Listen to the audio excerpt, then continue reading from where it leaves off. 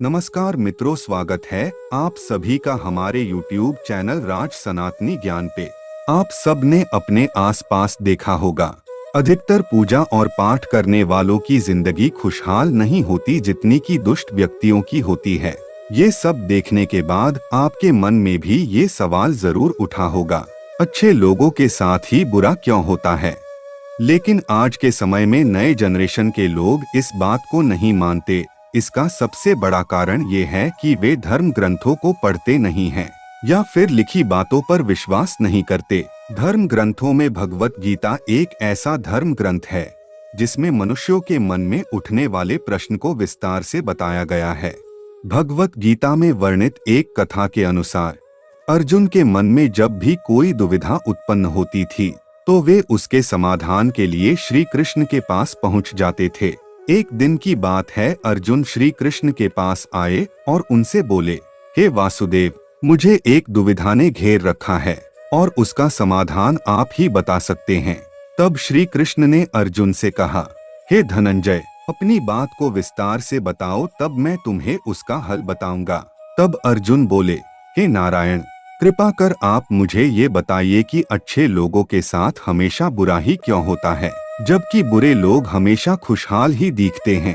अर्जुन के मुख से ऐसी बात सुनकर श्री कृष्ण बोले, हे पार्थ, मनुष्य जैसा देखता है या महसूस करता है, वास्तव में वैसा कुछ नहीं होता, बल्कि अज्ञानतावश उसकी सच्चाई को समझ ही नहीं पाता है।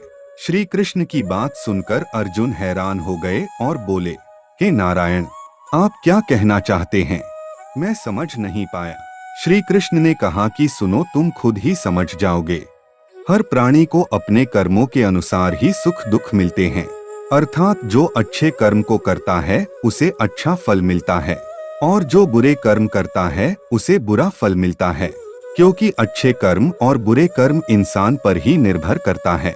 प्रकृति प्रत्येक को अपनी राह चुनने का मौका देती है, पर इसका फैसला करना कि वह किसके साथ चलना चाहता है, यह व्यक्ति विशेष की इच्छा पर निर्भर करता है।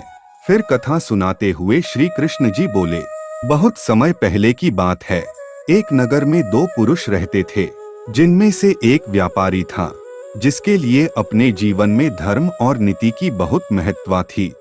वह पूजा पाठ और भगवान की भक्ति में बहुत विश्वास करता था।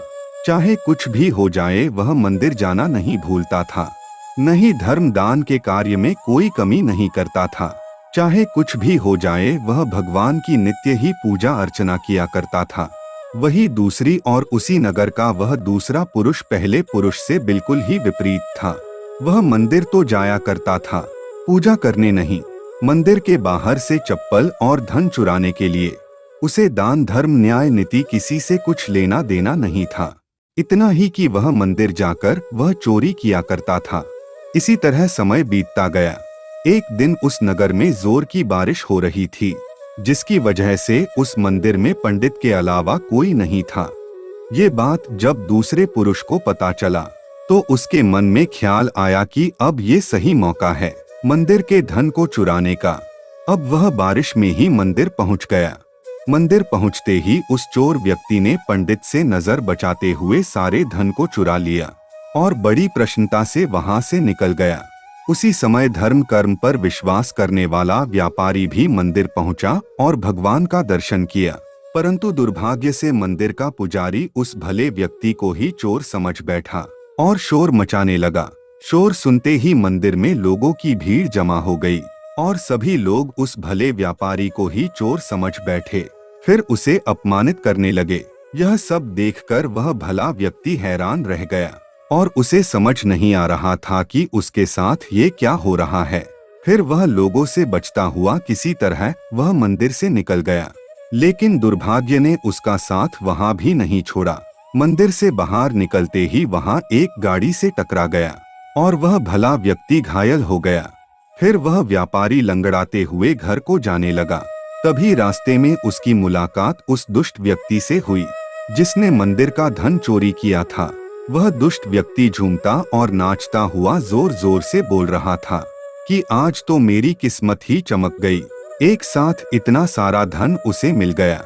जब व्यापारी ने उस दुष्ट की बातें सुनी तो उसे बहुत हैरानी हुई और क्रोधित होकर उसने अपने घर जाकर भगवान की सारी मूर्तियां निकालकर फेंक दी और भगवान से नाराज होते हुए अपना जीवन व्यतीत करने लगा। कुछ समय पश्चात दोनों ही व्यक्तियों की मृत्यु हो गई और दोनों ही यमराज की सभा में पहुंचे।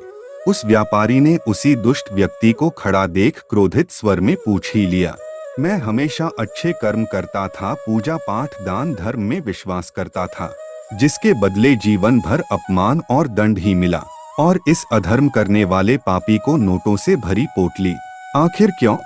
इस पर यमराज ने उस भले व्यक्ति को बताया कि पुत्र, तुम गलत सोच रहे हो। जिस दिन तुम्हें गाड़ी से टक्कर लगी थी, वास्तव में वह दिन तुम्हारे जीवन का आखिरी दिन था। तुम्हारे द्वारा किए गए अच्छे कर्मों के कारण ही तुम्हारी मृत्यु एक छोटे से चोट में परिवर्तित हो गई। इस दुष्ट व्यक्ति के बारे में जानना चाहते हो? पुत्र, इसके भाग्य में राजयोग्य था, जो कि इसके दुष्ट कर्म और अधर्म के कारण एक छोटे से धन की पोटली में परिवर्तित हो गया। श्री कृष्ण अर्जुन को कथा सुनाने के बाद कहते हैं, पार्थ, अब तुम्हें तुम्हारे प्रश्न का उत्तर मिल गया। ऐसा सोचना कि भगवान उसके अच्छे कर्मों को नजरअंदाज कर रहे हैं, ये बिल्कुल भी सत्य नहीं है। भगवान हमें क्या किस रूप में दे रहा है, ये मनुष्य की समझ में नहीं आता। लेकिन अगर आप अच्छे कर्म करते हैं तो भगवान की कृपा सदैव आप पर सदा बनी रहती है। अतः आपको अच्छे कर्मों को करने से कभी भी पीछे नहीं हटना चाहिए। अच्छे कर्मों का फल भी इसी जन्म में ही मिलता है। अगर आपको हमारी ये छोटी सी जानकारी पसंद आया हो तो हमारे चैनल को सब्सक्राइब जरूर करें।